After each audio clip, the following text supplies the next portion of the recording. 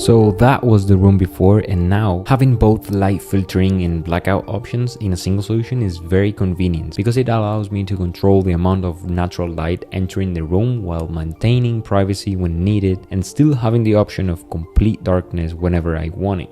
Okay, so first of all, I want to show you what's included in the box when you buy something like this.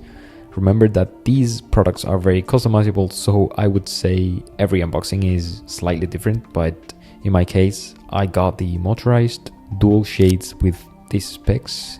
I have to say that the package comes really well protected, and once you open the package, you will find the blinds, of course. You will also find the needed tools to make the installation, some paperwork, 2 chargers for the blinds, and the blinds controller.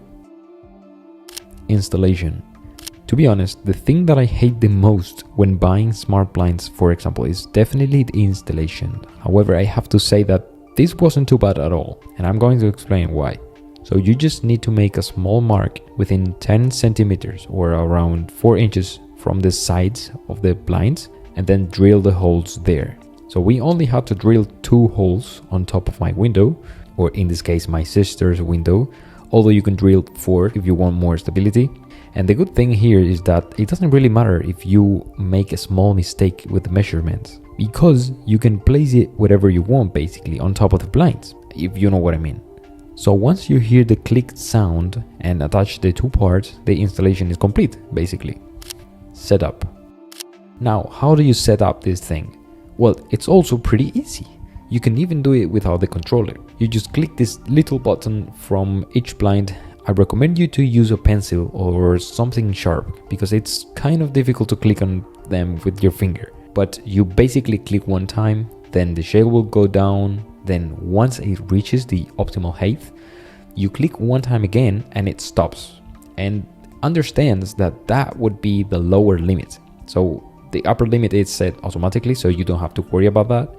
But then you click and hold for a few seconds, the blind will jog twice and you will hear a beep sound.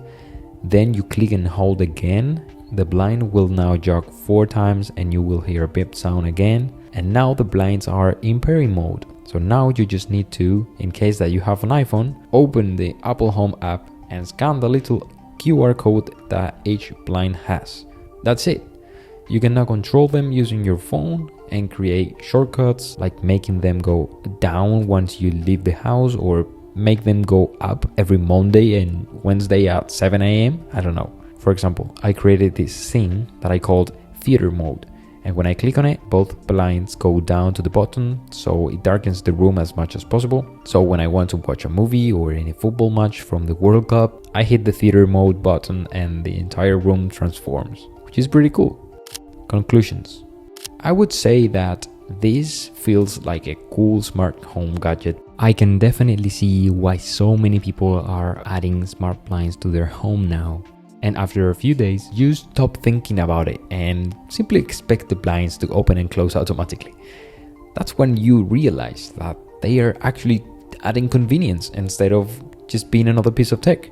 Of course, they're not something everyone can afford or need, but if you're already building a smart home or you simply like automating the little things that you do every day, I think they are a really nice upgrade. And overall, I've been genuinely happy with them, and I can definitely see myself using smart blinds like these for a long time. But yeah, if you have any questions about them, feel free to drop them in the comment section below. I appreciate your time watching this video. Bye.